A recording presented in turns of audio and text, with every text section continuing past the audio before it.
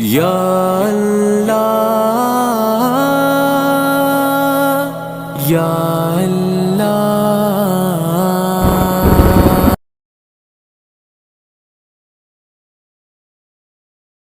للہ رب العالمین والصلاة والسلام علی سید الانبیاء والمرسلین اللہم صلی وسلم علی سیدنا و مولانا محمد وعلى آل و اصحاب سیدنا و مولانا محمد معدن الجود والکرم۔ آج انشاءاللہ تعالی سورۃ الممتحنہ کی پہلی آیت سے تلاوت کی جائیں گی۔ اعوذ باللہ من الشیطان الرجیم، بسم اللہ الرحمن الرحیم۔ یا ایہا الذین آمنوا لا تتخذوا عدوی وعدوکم اولیاء تلقون إليهم بالمودة وقد كفروا بما جاءكم من الحق يخرجون الرسول وإياكم أن تؤمنوا بالله ربكم إن كنتم خرجتم جهادا في سبيلي وابتغاء مرضاتي تسرون إليهم بالمودة وأنا أعلم بما أخفيتم وما أعلنتم ومن يفعله منكم فقد ضل سواء السبيل۔ اے ایمان والو، نہ بناؤ میرے دشمنوں کو اور اپنے دشمنوں کو اپنے جگری دوست۔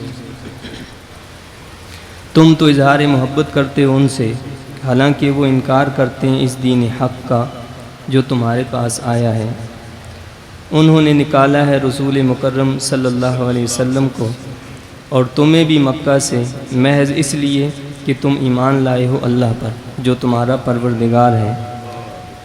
اگر تم جہاد کرنے نکلے ہو میری راہ میں اور میری رضا جوئی کے لیے تو انہیں دوست مت بناؤ۔ تم بڑی رازداری سے ان کی طرف محبت کا پیغام بھیجتے ہو، حالانکہ میں جانتا ہوں جو تم نے چھپا رکھا ہے اور جو تم نے ظاہر کیا، اور جو ایسا کرے تم میں سے تو وہ بھٹک گیا راہ راست سے۔ إن يثقفوكم يكونوا لكم أعداء ويبسطوا إليكم أيديهم وألسنتهم بالسوء وودوا لو تكفرون۔ اگر وہ تم پر قابو پا لیں تو وہ تمہارے دشمن ہوں گے اور بڑھائیں گے تمہاری طرف اپنے ہاتھ اور اپنی زبانیں برائی کے ساتھ۔ وہ تو چاہتے ہیں کہ تم ان کی طرح کافر بن جاؤ۔ لن تنفعكم ارحامكم ولا اولادكم يوم القيامة يفصل بينكم والله بما تعملون بصير۔ نہ نفع پہنچائیں گے تمہیں تمہارے رشتہ دار اور نہ تمہاری اولاد روز قیامت۔ اللہ تعالیٰ جدائی ڈال دے گا تمہارے درمیان، اور اللہ تعالیٰ جو تم کر رہے ہو خوب دیکھنے والا ہے۔ قد كانت لكم أسوة حسنة في إبراهيم والذين معه إذ قالوا لقومهم إنا براء منكم ومما تعبدون من دون الله كفرنا بكم وبدا بيننا وبينكم العداوة والبغضاء أبدا حتى تؤمنوا بالله وحده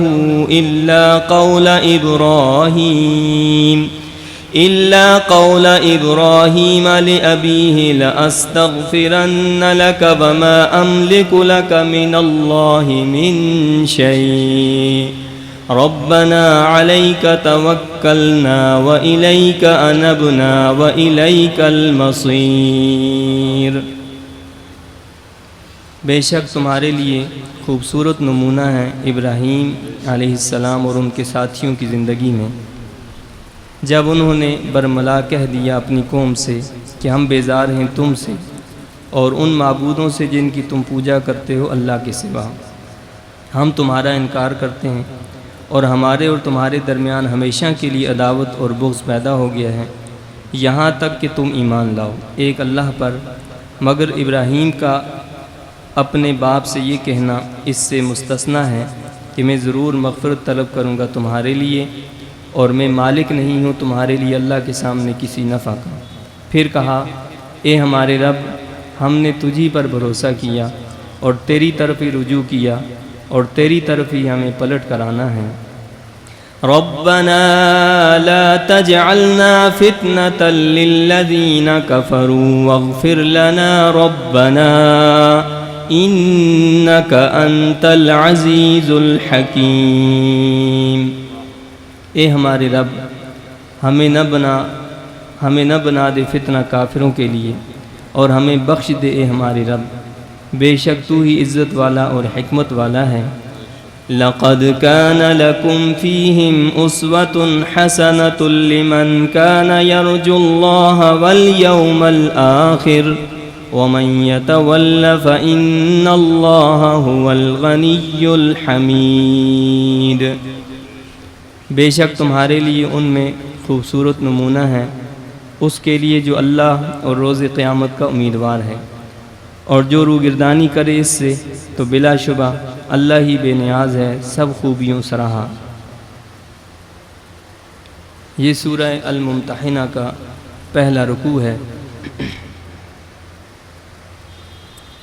اس لیے اس سورت کے اس رکوع سے پہلے اللہ رب العزت نے اپنے چند صفاتی ناموں کا تذکرہ فرمایا اور قرآن حکیم کی عظمت کو بھی بیان فرمایا تھا۔ اس سورہ مقدسہ کا نام الممتحنہ ہے جو کہ مدینہ طیبہ میں نازل ہوئی ہے۔ اس میں 13 آیتیں اور 2 رکوع ہیں۔ اس سورہ مقدسہ کا جو پس منظر ہے وہ کچھ اس طرح سے ہے کہ جب نبی پاک صلی اللہ علیہ وسلم مدینہ طیبہ میں تشریف لے گئے اور وہاں جانے کے بعد مسلمانوں اور کفار کے درمیان ایک صلح قائم ہوئی جسے صلح حدیبیہ کے نام سے پکارا جاتا ہے۔ تو اس صلح میں جو ہے کچھ شرائط، کچھ باتیں طے پائی تھیں جن کی پاسداری مشرکین نے نہیں کی، اور تقریباً 2 سال میں انہوں نے اس معاہدے کو توڑ دیا، جبکہ 10 سال کا یہ معاہدہ ہوا تھا۔ اسی دورانیے میں نبی پاک صلی اللہ علیہ وسلم نے بھی جب انہوں نے معاہدہ توڑ دیا تو آپ صلی اللہ علیہ وسلم نے اپنے مخصوص چند صحابہ کرام کو اس بات سے آگاہ فرمایا کہ ہم یعنی فتح مکہ کے ارادے سے آگاہ فرمایا کہ ہم کفار پر، مشرکین پر حملہ کرنا چاہتے ہیں، لیکن اس کی خبر ان کو نہ ہو۔ ان صحابہ کرام میں کہ جن کو نبی پاک صلی اللہ علیہ وسلم نے یہ بات بتائی تھی، انہی میں ایک حضرت حاطب بن ابی بلتع رضی اللہ تعالیٰ عنہ بھی تھے۔ مخلص صحابی تھے اور بدر میں شریک بھی ہو چکے تھے۔ جب یہ معاملہ طے ہو چکا تھا اور ان مخصوص صحابہ کرام کو اس بات سے آگاہ کر دیا گیا تھا، دیگر صحابہ کرام کو نہیں بتایا تھا تاکہ یہ خبر جو ہے دشمن تک نہ پہنچے۔ جب یہ معاہدہ، یہ بات ہو چکی تو اسی دوران مکہ سے ایک لونڈی آئی اور نبی پاک صلی اللہ علیہ وسلم سے اس نے آ کر ملاقات کی۔ آپ کے قبیلے کی وہ لونڈی رہ چکی تھی، اس کو آزاد کر دیا گیا تھا۔ تو آپ نے پوچھا کہ کیا تم مسلمان ہو گئی ہو؟ تو اس نے کہا کہ مسلمان نہیں ہوئی۔ تو کہا کہ پھر تم کیوں آئی ہو؟ تو اس نے کہا کہ میں اس لیے آئی ہوں کہ میں محتاج ہوں، میری کوئی پرورش کرنے والا نہیں ہے، مقصد یہ کہ میں آپ کی مدد کی طالب ہوں۔ نبی پاک صلی اللہ علیہ وسلم نے صحابہ کرام کو اس بات پر ترغیب دی کہ اس کی مدد کی جائے، چنانچہ صحابہ کرام نے اس کی خوب مدد فرمائی، اور جب وہ واپس لوٹنے لگی تو حضرت حاتب رضی اللہ تعالیٰ عنہ جو ہیں وہ اس سے ملے اور اس کو ایک خط دیا اور کہا کہ یہ فلاں شخص کو وہاں دے دینا، لیکن یہ راز میں رہے۔ اس خط میں انہوں نے یہ لکھا تھا کہ نبی پاک صلی اللہ علیہ وسلم نے تم پر حملے کا منصوبہ بنایا ہے، لہٰذا اپنی احتیاط جو ہے تم کر لو۔ اور ادھر اللہ رب العزت نے اپنے حبیب پاک صلی اللہ علیہ وسلم کو اس سے آگاہ فرما دیا کہ اس طرح کا معاملہ ہوا ہے۔ تو نبی پاک صلی اللہ علیہ وسلم نے حضرت سیدنا علی کرم اللہ وجہ کو، حضرت زبیر رضی اللہ تعالیٰ عنہ کو اور چند دیگر صحابہ اکرام کو بلایا اور بلا کر ان کی اس عورت کے پیچھے بھیجا کہ جاؤ فلاں مقام پر فلاں جگہ پر اس قسم کی ایک عورت ہوگی، اس کو وہاں گرفتار کرو اور اس کے پاس ایک خط ہوگا وہ اس سے حاصل کرو، اگر وہ نہ دے تو اس کو قتل کر دو۔ تو جب حضرت علی کرم اللہ وجہ اور دیگر صحابہ کرام اس مقام پر پہنچے تو اسی مقام پر جہاں رسول پاک صلی اللہ علیہ وسلم نے بتایا تھا وہ عورت پائی گئی۔ تو حضرت علی کرم اللہ وجہ نے فرمایا کہ بھائی تمہارے پاس ایسا خط ہے وہ ہمیں دو، تو وہ انکار کر گئی کہ میرے پاس کوئی خط نہیں ہے۔ کافی اصرار کرنے کے باوجود بہرحال اس نے انکار کر دیا کہ میرے پاس کوئی خط نہیں۔ تب حضرت علی کرم اللہ وجہ نے فرمایا کہ اگر تم نے ایسا نہ کیا تو پھر یہ تلوار تمہارا فیصلہ کرے گی، اس لیے کہ ایسے ممکن ہی نہیں ہے کہ نبی پاک صلی اللہ علیہ وسلم کوئی بات فرمائیں اور ویسا نہ ہو، تم جھوٹی ہو، لہٰذا اگر ایسا کرتی ہو تو ٹھیک ہے ورنہ ہم یہ کام جو ہے کریں گے۔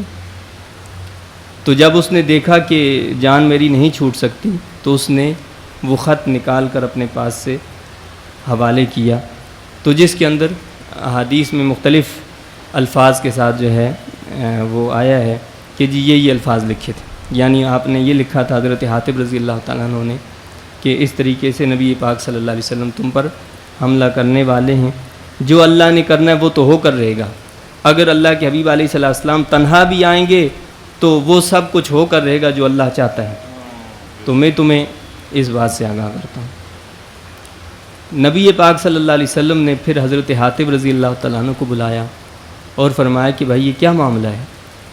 تو حضرت حاتب رضی اللہ تعالیٰ عنہ نے فرمایا کہ یا رسول اللہ صلی اللہ علیہ وسلم میں کوئی مسلمانوں کا دشمن نہیں، نہ میرا کفر سے جو ہے کوئی تعلق ہے، نہ کفر سے میں محبت رکھتا ہوں۔ دراصل بات یہ ہے کہ جتنے بھی صحابہ کرام، چونکہ آپ بھی مہاجرین میں سے تھے، جتنے بھی دیگر مہاجرین ہیں ان کے جو بھی اہل و عیال مکہ میں موجود ہیں تو ان کے قبیلے بھی موجود ہیں، جبکہ میں مکہ والوں میں سے نہیں ہوں، یعنی میں قریش سے تعلق نہیں رکھتا، میرا کوئی قبیلہ مکے میں موجود نہیں ہے۔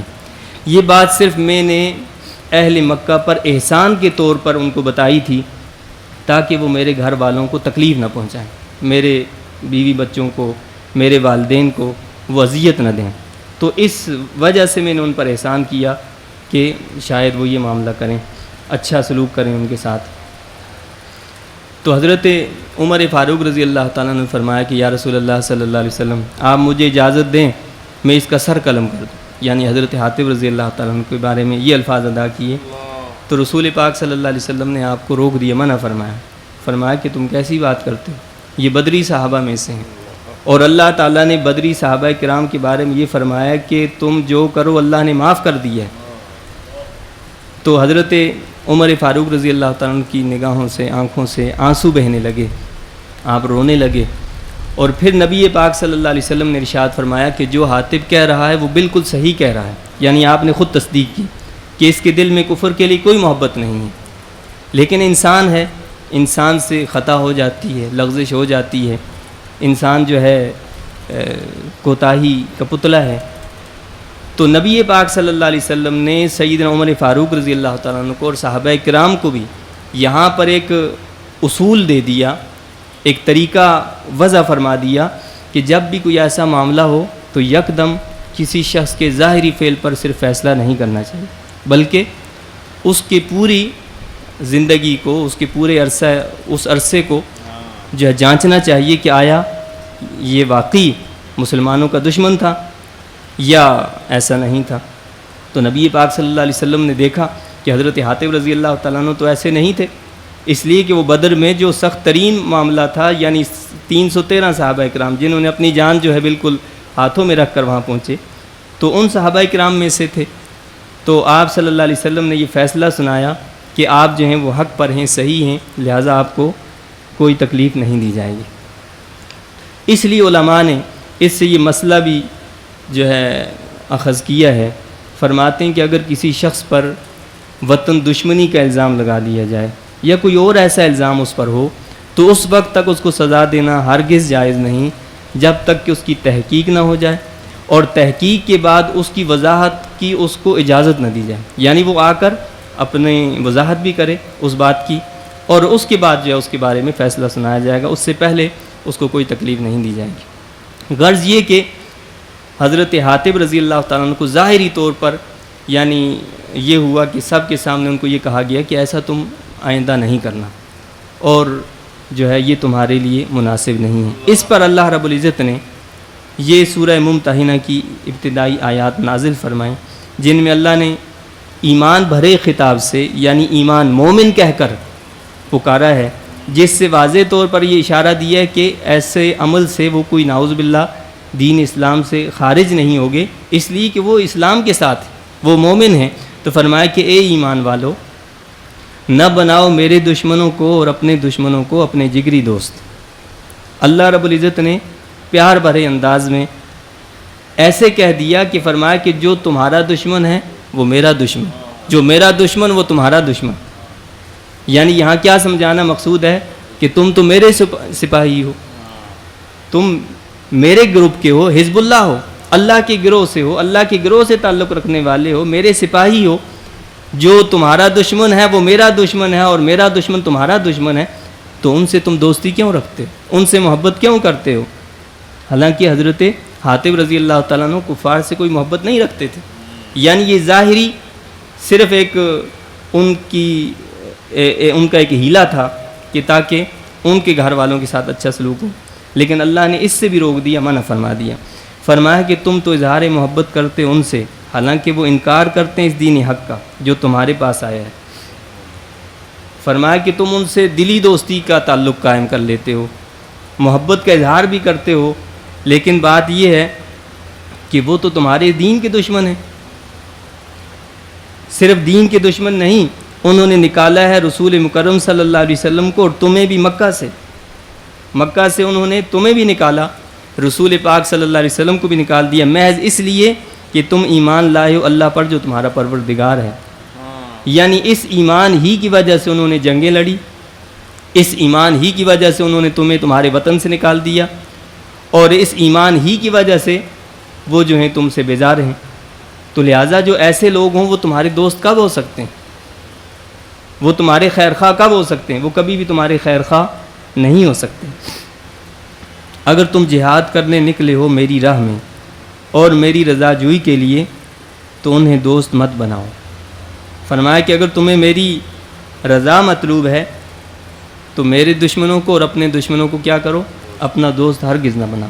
لہٰذا کفار کے ساتھ دلی دوستی کا تعلق رکھنا ممنوع ہے، کہ ان کے ساتھ کوئی دوستی جو ہے وہ نہیں رکھی جا سکتی۔ تم بڑی رازداری سے ان کی طرف محبت کا پیغام بھیجتے ہو، حالانکہ میں جانتا ہوں جو تم نے چھپا رکھا ہے اور جو تم نے ظاہر کیا۔ تم یہ سمجھتے ہو کہ میں نے خفیہ طور پر ان کو یہ پیغام پہنچا دیا ہے۔ اللہ فرماتا ہے کہ میں تو خفیہ رازوں کو بھی جانتا ہوں، اور جو تم ظاہراً کرتے ہو میں ان باتوں کو بھی جانتا ہوں۔ تو تم کیوں یہ نہیں سوچتے کہ اللہ تعالیٰ تو چھپی اور ظاہر ساری چیزوں کو جو ہے وہ جانتا ہے؟ تو یہ ایمان جو ہے اصل تو اس کی قدر ہے۔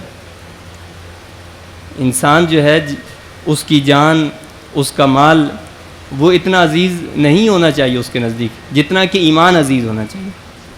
ایمان سب سے زیادہ قیمتی چیز ہے۔ اس ایمان کی قدر و منزلت تو اسی کو ہوتی ہے کہ جو کفر سے نکل کر، اندھیروں سے اور گمراہی سے نکل کر اس کی روشنی میں داخل ہوتا ہے، وہ جانتا ہے کہ اس کی قدر و قیمت کیا ہے۔ اب وہ ایسا ہوتا ہے وہ مومن کہ وہ دوبارہ اس اندھیرے میں، اس کفر میں لوٹنا اتنا ہی ناپسند کرتا ہے کہ جتنا وہ اس بات کو ناپسند کرتا ہے کہ اس کو آگ میں اٹھا کر ڈال دیا جائے۔ وہ نہیں لوٹنا چاہتا کفر کے اندر، وہ اس اندھیرے میں نہیں لوٹنا چاہتا۔ تو فرمایا کہ یہ ایمان سب سے عظیم چیز ہے، ایک سانپ آتا ہے تو وہ ہماری جان کا دشمن ہوتا ہے، ہم اس سے ڈرتے ہیں۔ اس سانپ کو اگر جو ہے سنبھال کر رکھا جائے، اس کو پالا جائے، اس کو دودھ پلایا جائے، لیکن کیا کرے گا وہ؟ اس کا کام ہے، اس کی فطرت یہ ہے کہ اس نے ڈنک مارنا ہے، یعنی اس نے زہر دینا ہے۔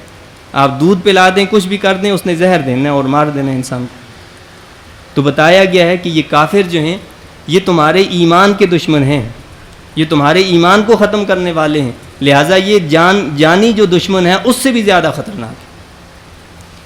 فرمایا کہ اور جو ایسا کرے تم میں سے، یعنی ان سے دوستی رکھے، ان سے ایسا تعلق رکھے، تو وہ بھٹک گیا راہ راست۔ یعنی یہاں دوستی سے مراد کیا ہے؟ دلی تعلق، دلی محبت، دلی ہمدردی، اس سے منع فرمایا گیا۔ باقی رہا یعنی معاشرتی معاملات جو ہیں ویسے ان کے ساتھ کیے جا سکتے ہیں، ان کے ساتھ لین دین کیا جا سکتا ہے، لیکن دلی طور سے ان سے محبت کرنا، ان سے تعلق رکھنا کسی صورت میں بھی جائز نہیں ہے۔ اگر وہ تم پر قابو پا لیں تو وہ تمہارے دشمن ہوں گے۔ فرمایا کہ تم ان سے دلی محبت کا اظہار کرتے ہو، حالانکہ حقیقت یہ ہے کہ وہ تم پر اگر قابو پا لیں تو وہ تمہارے دشمن ہوں گے۔ کس طرح؟ بڑھائیں گے تمہاری طرف اپنے ہاتھ اور اپنی زبانیں، یعنی وہ اپنے ہاتھوں سے تمہیں قتل کریں گے، اپنی زبانوں سے تمہیں برا بھلا کہیں گے، اور اپنی زبانیں برائی کے ساتھ تمہاری طرف بڑھائیں گے۔ وہ تو چاہتے ہیں کہ تم ان کی طرح کافر بن جاؤ، یعنی ان کا مقصد ہی یہی ہے کہ تم ایمان چھوڑ کر کفر کو اختیار کر لو۔ تو اللہ تعالیٰ یہاں یہ واضح فرما رہا ہے کہ جو دشمن اسلام ہے وہ تمہارے ایمان کا دشمن ہے، لہٰذا اس سے بچو۔ اب اللہ رب العزت نے یہاں پر حضرت حاتب رضی اللہ تعالیٰ عنہ کی طرف اشارہ کرتے ہوئے یہ بتایا ہے، اصول تو تمام مسلمانوں کے لیے دے دیا ہے، اور صحابہ کرام سے جو لغزشیں ہوئی ہیں یہ اللہ کی حکمت ہے، تاکہ آئندہ آنے والے مسلمانوں کے لیے ایک راہ متعین ہو جائے، ان کو بتا دیا جائے، اصول بن جائے۔ تو یہاں اللہ نے فرمایا کہ تم یہ سمجھتے ہو کہ یہ ہمارے رشتہ دار، یہ ہمارے بیوی بچے، یہ ہماری دنیا کی دوستیاں، یہ وہاں کام آ جائیں گی۔ فرمایا کہ نہ نفع پہنچائیں گی تمہیں تمہارے رشتہ دار اور نہ تمہاری اولاد روز قیامت، یعنی قیامت کے دن یہ جن رشتہ داریوں کی وجہ سے، جن دوستیوں اور محبتوں کی وجہ سے تم کیا کرتے ہو؟ اللہ کے حکم کو چھوڑ دیتے ہو، اللہ کے رسول صلی اللہ علیہ وسلم کی تعلیمات سے انحراف کر لیتے ہو، تو یہ دوستیاں، یہ یاریاں اس دن تمہیں نقصان دیں گی، یہ تو نفع نہیں دیں گی۔ ہم آج کیا کرتے ہیں؟ اپنے رسم و رواج کی وجہ سے، اپنے قبیلے کے رسم و رواج کی وجہ سے، اپنے خاص لوگوں کی وجہ سے، یا اپنی کوتاہیوں کی وجہ سے کتنی برائیوں کو جو ہے اپنا لیتے ہیں، اور اس کے مقابلے میں اللہ اور اس کے رسول صلی اللہ علیہ وسلم کا کوئی حکم ہوتا ہے تو اس کو کوئی اہمیت ہی نہیں دیتے۔ تو اللہ تعالیٰ نے یہی بات یہاں فرمائی ہے کہ یہ سوچ لو کہ یہ جتنی بھی چیزیں تم اس کے علاوہ کرو گے تو یہ تمہیں فائدہ نہیں دینے والی۔ یعنی توحید کا اقرار جو ہے اس کا یہ مطلب نہیں ہے کہ وہ اتنا ہی ہے کہ تم صرف ایک عبادت کر لو، نماز پڑھ لو، روزہ رکھ لو، بلکہ توحید کے اقرار کا مقصد یہ ہے کہ تم اپنے معاشرے کے اندر بھی جو بھی قدم اٹھاؤ، جس طرف بھی قدم بڑھاؤ، تو وہاں اللہ اور اس کے رسول صلی اللہ علیہ وسلم کے حکم کو مقدم رکھو، یعنی اس کو ترجیح دو، اور اس کے مقابلے میں جو چیز آئے اس کو چھوڑ دو۔ اللہ تعالیٰ جدائی ڈال دے گا تمہارے درمیان، اور اللہ تعالیٰ جو تم کر رہے ہو خوب دیکھنے والا ہے۔ یعنی یہ جتنی بھی دنیا کی رشتہ داریاں ہیں، نسبی دیگر، یہ ساری کی ساری جو اس دن جدا کر دی جائیں گی، الگ کر دی جائیں گی، اور اللہ تعالیٰ تمہارے کاموں سے باخبر ہے۔ بے شک تمہارے تو خوبصورت نمونہ ہیں ابراہیم علیہ السلام اور ان کے ساتھیوں کی زندگی میں۔ یعنی تم کیوں نہیں دیکھتے کہ تم حضرت سیدنا ابراہیم علیہ السلام کے راستے پر چل رہے ہو؟ وہ تمہارے لیے بہترین نمونہ ہیں کہ نہیں ہیں؟ کہ جب انہوں نے اپنے رشتہ داروں کو، اپنے قریبی لوگوں کو دعوت توحید دی، انہوں نے نہ مانا، تو بالآخر آپ نے کیا کیا؟ آپ نے واضح کہہ دیا کہ بھائی میرا تم سے کوئی تعلق نہیں۔ جب انہوں نے برملا کہہ دیا اپنی قوم سے کہ ہم بیزار ہیں تم سے اور ان معبودوں سے جن کی تم پوجا کرتے ہو اللہ کے سوا، ہم تمہارا انکار کرتے ہیں، اور ہمارے اور تمہارے درمیان ہمیشہ کے لیے عداوت اور بغض پیدا ہو گیا، یہاں تک کہ تم ایمان لاؤ ایک اللہ پر۔ یہ اللہ نے فرمایا کہ یہ کس نے کہا ہے؟ ابراہیم علیہ السلام نے، جن کے راستے کو تم اختیار کیے ہوئے ہو۔ لہٰذا اگر کوئی ایسا کرتا ہے جو اللہ کے دین کی طرف نہیں آتا، جو اللہ کے رسول صلی اللہ علیہ وسلم کی تعلیمات سے انحراف کرتا ہے تو تم بھی برملا اس کو کہہ دو کہ ہمارا تم سے کوئی تعلق نہیں. وہ رشتہ داری، وہ چاہے بیوی بچے ہوں، چاہے وہ بہن بھائی ہوں، چاہے وہ ماں باپ ہوں، وہ تمہارے دوست نہیں، وہ تمہارے دشمن ہیں کہ جو اللہ اور اس کے رسول صلی اللہ علیہ وسلم کی تعلیمات پر عمل کرنے میں رکاوٹ بننے والے. تو فرمایا کہ ان سے برملا اظہار کر دو اس بات کا جو ابراہیم علیہ السلام نے اور ان کے ساتھیوں نے کیا. سوائے اس بات کے اللہ نے فرمایا کہ یہ بات نہیں کہنی تم نے اور اس پر عمل نہیں کرنا، وہ یہ ہے مگر ابراہیم کا اپنے باپ سے یہ کہنا اس سے مستثنا ہے کہ میں ضرور مغفرت طلب کروں گا تمہارے لیے اور میں مالک نہیں ہوں تمہارے لیے اللہ کے سامنے کسی نفع کا. یعنی حضرت ابراہیم علیہ السلام نے اپنے عرفی باپ یعنی اپنے چچا سے یہ کہا تھا کہ میں تمہارے لیے اللہ سے بخشش کی دعا کروں. تو جو کافر ہے اس کے لیے بخشش کی دعا نہیں مانگی جا سکتی.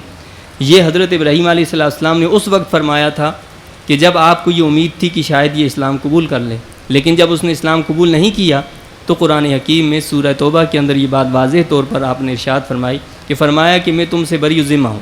تم جب ایمان قبول نہیں کر رہے تو میں بری ذمہ ہوں. اور یہاں پر بھی آپ نے یہ فرمایا کہ یہ تمہیں کہہ رہا ہوں کہ تمہارے لیے دعا مانگوں گا، لیکن میں مالک نہیں ہوں تمہارے لیے اللہ کے سامنے کسی نفع کا. اگر ایمان نہیں لاؤ گے تو میں کوئی نفع تمہیں نہیں پہنچا سکتا، اس لیے کہ نفع تو اس وقت ہوگا کہ جب ایمان لے آؤ گے. پھر کہا اے ہمارے رب. اب اللہ نے بتایا ہے کہ اس طریقے سے اپنی گزشتہ کوتاہیوں کی اللہ سے معافی بھی مانگا کرو. اے ہمارے رب، ہم نے تجھی پر بھروسہ کیا اور تیری طرف ہی رجوع کیا اور تیری طرف ہی ہمیں پلٹ کرانا ہے. اے ہمارے رب، ہمیں نہ بنا دے فتنہ کافروں کے لیے، یعنی کافروں کو کہیں ہم پر غالب نہ کر دے، یا ہمیں ایسا مغلوب نہ بنا دے کہ وہ ہم پر مسلط ہو جائیں اور پھر ہمیں جو ہے وہ یہ کہیں کہ جی یہ اگر سچ ہوتا اسلام تو یہ زیادہ یہ ہم پر غالب آ جاتے. تو لہٰذا ہمیں ان کے لیے آزمائش نہ بنا، ہم پر ان کو غالب نہ فرما اور ہمیں بخش دے ہمارے رب.